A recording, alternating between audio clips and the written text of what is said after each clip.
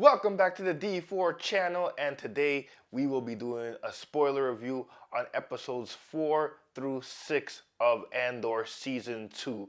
But before we get to that, please like and subscribe to the D4 channel for all your Star Wars entertainment on this side of the YouTube galaxy. And please leave a comment below on this video and any videos we do. We will respond to all of your guys' comments. But without further ado, let's get to the spoiler review of episodes 4 through 6 of Andor Season 2. So if you haven't seen these episodes, leave now because it is a spoiler review. My rebel is your terrorist? Something like that. Now, Andor episodes 4 through 6 is a year later from the first 3-episode arc of Season 2, and each 3-episode arc will be a year later and specific events in that year leading up to Rogue One.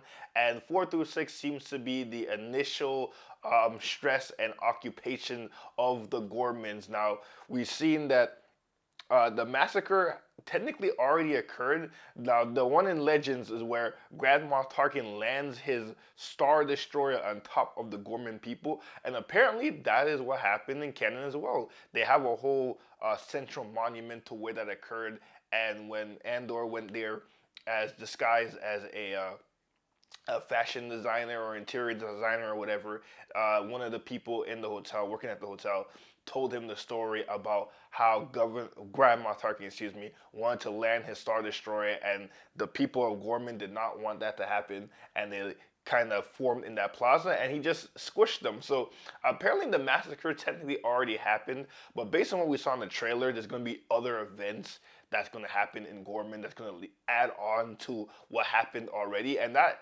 apparently that guy said it was 16 years ago, so it must have been the initial inception of the Empire.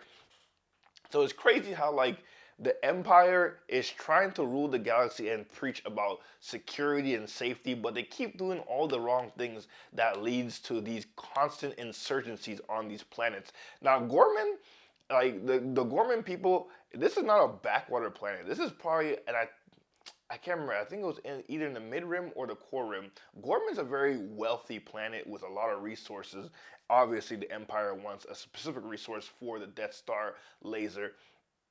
But the Gorman people, they kind of, just like how a lot of Imperials in the core sound very British, the Gormans sound very French to the point where I know they're speaking technically an alien language, but because of their accents, it sounds like they're speaking French. But they're very cultural people. They're very proud people, and they want to fight. And they see everything that the Empire is doing. They're building this new building that they have no idea what it's for. They believe it's an armory in the middle of the town square, and they're not having it. And on the other side, Luthen is trying to balance everything. He feels like he's drowning with his right-hand lady. There's so many information coming in and out. And then you have Saw Gerrera's side, which it was very cool to see Dakar. Now, if you guys don't know Dakar is the resistant planet that we saw in The Last Jedi where Leia and her resistance people were. So it's very cool to see that planet being used as like another hidden like 4C rebellion planet. And we see, I think his name is Woolman. Woolman is the young kid that was in Ferrix that threw the bomb, and he was also in the first 3-episode arc on Mina Rao. And apparently he's now a like professional bomb maker. So Saw Gerrera wants him to build like Rhydonium bombs. And if you don't know Rhydonium, it showed up in the Clone Wars. It showed up in the Mandalorian. It's basically like the substance that's very volatile and very explosive. So he's trying to make a bomb for Saw Gerrera. And Saw Gerrera, oh my god! Like, let me talk about Saw Gerrera real quick. Saw Gerrera, seeing him, basically his inception in the Clone Wars and every iteration of Saw Gerrera from either Rebels or Rogue One, of course, or Andor Season 1. This guy has been in the fight for damn near his whole life, and he's insane. And he even says as much to women, like, revolutionary is not for the sane, but you have to fight.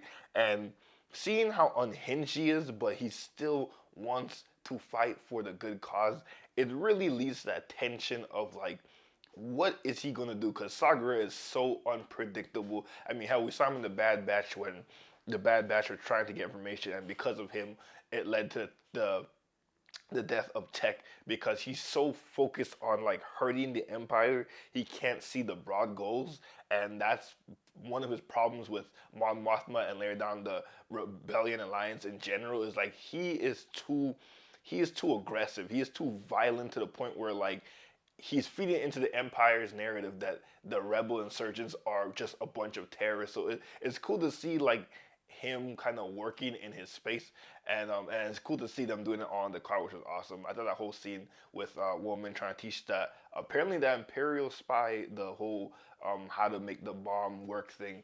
I thought that was very cool. I don't know where Woman's story will go next because he seemed like because this is a year later from what happened on Mineral where we lost Brasso, so it seems like he's not really in contact with Andor or Bix, but he's still part of the rebellion fight. He just went to the extremist version of it, and then you have Andor and Bix trying to figure out their relationship in this fight. Apparently, there was a mission that kind of gone wrong.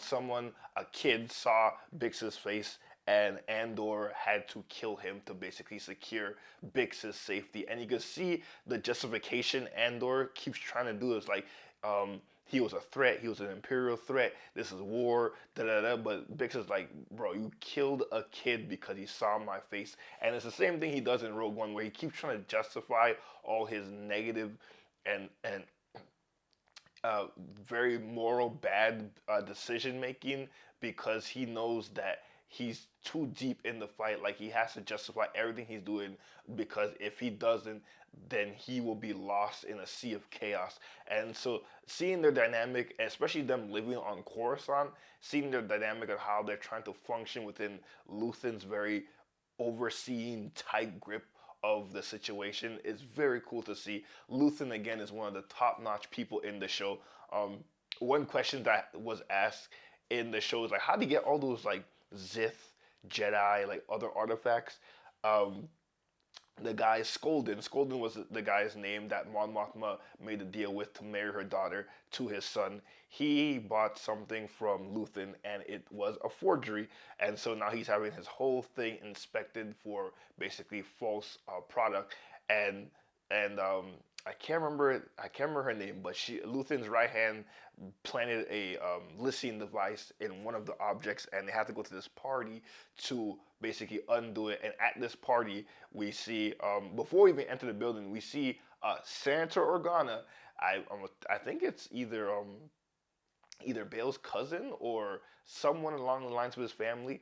So we don't see Bale himself, at least not yet. But we see that Organa welcome him into the party, and then we see Director Krennic there with a few big wigs, and the whole scene of Luthen's right hand trying to get rid of the listening device while having their planted ISB agent in there to help her do that. I thought that whole scene was fantastic. Like this show does a very good job of like keeping you on your toes and feeling intense with no blasters going on. And at the same time, the Gormans, the rebellion insurgent for the Gormans, they're trying to take out this shipment of weapons and put it into their arsenal and into their arsenal. And Andor went there to scout out to tell Luthen what's going on, and he basically say like it's not worth it. They're impatient, whatever. And then Luthen and the Gorman people are basically like, you're not much of a revolutionary, and Andor's still in the mindset of a thief, of someone trying to get away. He's not seeing the larger picture of sometimes you have to be reckless and you have to be loud in this fight, in this rebellion, to let the Empire know that you're not tolerating their occupation or the way things are functioning. And that's basically what Luthen and the Gorman leader guy told Andor is like, yes, it's not fully planned. It's not, 100% safe, but we have to let them know that we do not like what we're doing here. And that's the whole point Luthen's trying to make to Andor. He needs to stop thinking like a thief and start thinking like a leader and like a revolutionary. And that's where we eventually see him in Rogue One, where he becomes that revolutionary, where he sacrifices everything. He doesn't care about the planning and getting away alive or whatever. It's all about the fight and to make sure that the Empire pays for what they've done and doing the right thing. So we're seeing Andor slowly trying to find that a part of himself to become the person that we see in Rogue One. So I thought all that stuff was cool, and then um, the whole planning of the Gorman the Gorman plan to take the shipment of weapons. I thought that was a little flashback to Aldani when they're playing it, and Cinta and oh my god, I can't remember. Mon Mothma's cousin is there. They're finally making up because in season one we saw a little tension there. Cinta was very focused on the rebellion, nothing else, no relationships, don't have time for love, anything like that. And in season two, we saw her drive Talcoma presumably to his death because we don't see him anymore. We see Skolden, but we don't see Talcoma. Presumably to his death.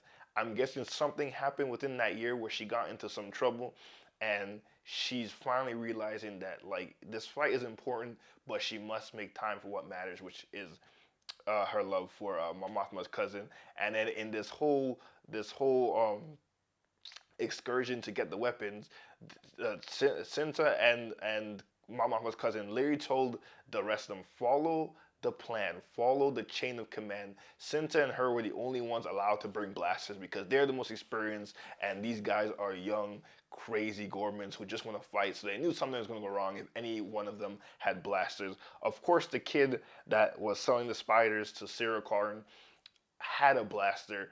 A guy came out, they tussled, a blast of fire shot went out, and Cinta got tagged, and that shit hurt. Like, even though we didn't spend enough time with Cinta, to see the pain on my Mothma cousin's face was just devastating. And the kid was devastated as well. He was just like, oh my god, like I didn't follow commands, I killed someone on accident. Like he couldn't believe what he just did, and she was basically like, no, you're not allowed to cry, because she told them that you need to follow exactly what we do for this to go smoothly, and he did it, and that he will carry this for the rest of his life till the day he dies.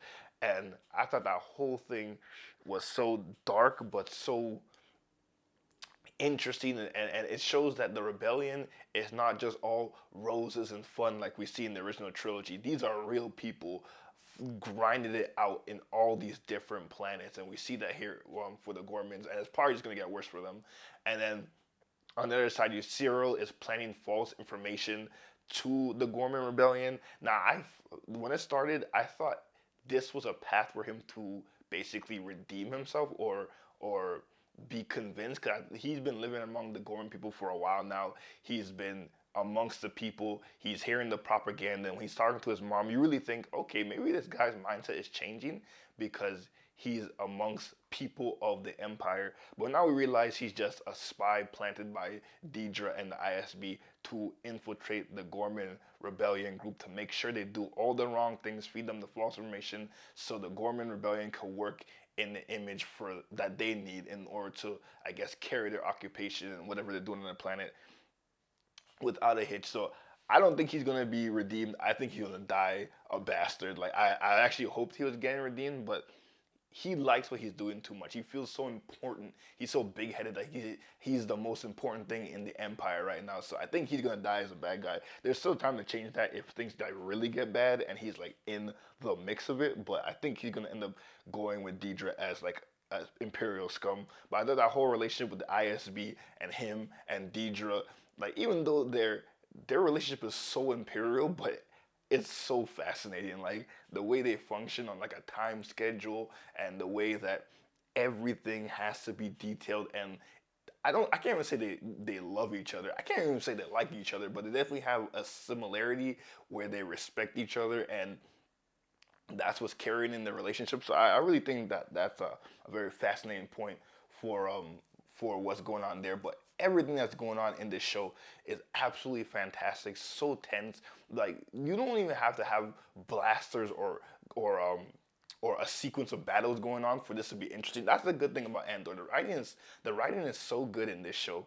that there could not be one shot fired and you're glued to the screen, and that's levels to the writing of this show. Everything is fantastic. You're on pins and needles the whole time, and I would even say season one had more explosive moments because you would have build up, explosive moments. For these 3 episode arcs, nothing really goes crazy in the third episodes, but 1, 2, and 3 of each of the episode arcs are so tense. You don't really need that explosion buildup because it's kind of always happening in each episode. But at the end, we deal with Bix is still having her nightmares. She's still thinking about that doctor that tortured her on Ferrix, and she goes into an Imperial facility, locks him in a room, puts him in a chair, puts him in the same kind of interrogation pain thing that he did to her, leaves him there. Then as she walks out, she shoots the guy who's asking her what the hell is she doing here. And then you see Andor pull up, and I guess they blow up that building. And that's definitely going to lead to some attention for the Imperials. And I'm pretty sure Luthen is not going to have it because he's already on pins and needles with Andor and Bix for kind of being weak and not seeing the bigger picture and not following protocols. The fact that they did this unsanctioned mission and made a whole noise on Coruscant, no less, will attract a lot of eyes in Imperial security, and so he's probably not going to be happy. To see how Andor and Bix are going to maneuver that whole thing with Luthen is going to be very interesting for the next 3 episode arc. But I very much enjoyed episodes 4 through 6. I thought they were fantastic. I definitely give this episode arc a 9 out of 10. And if it keeps trending upward like that, then this series leading up to Rogue One is going to be wonderful. And I can't wait to see how my mind changes when I see Rogue One at the end of all of this, knowing what everyone has to go through. And what I realized is we're losing at least one person, one important person in every arc. The first 3 episode arc, we lost Brasso. This one, we lost Cinta. Kind of afraid to know who we're gonna lose next, but yeah, I'm enjoying this. I love again before I forget, I love Mon Mothma's whole thing in the Senate. Apparently, they have this thing where like they basically do like Pledge of Allegiance to the Empire. And Mon Mothma, God bless Mon Mothma. Like I'll forgive her for being an op after seeing her in Ahsoka because she has to be in this mode all the time. Like it's probably so hard to kind of get off of it even after everything is said and done. So God bless Mon Mothma for doing what she's doing for the rebellion, dealing with people like Perrin in her life and all the ops around her. Like Mon Mothma is a real one, and like I hate to see her struggle, but we all know that it leads to something better. I'm also still curious to see if we're gonna see anything because we know she leaves the Senate eventually. Are we gonna see the Rebel crew because she's on the ship, the Ghost crew ship when she gives that speech denouncing the Empire? So they definitely can't not, unlike the books like Tales of the Underworld where they could just retcon it because it's a book. They can't retcon that because one is Dave Filoni's baby that happened, and two, it was an animated TV show. So if we see that part of her speech, maybe not see her on the crew because you don't want to see the whole ghost crew, but maybe like just hear audio of her talking, or hell, even hearing audio of Ezra giving that speech when he beamed it in the Lothal Tower would be very cool. But I'm enjoying the 3 episode arc. Definitely give it a 9 out of 10. You let me know what you give episodes 4 through 6 of Andor season 2 in the comments below. Did you like this episode arc? Did you not? You let me know. And as always, I'm your boy Hamid Mark, and may the force be with you.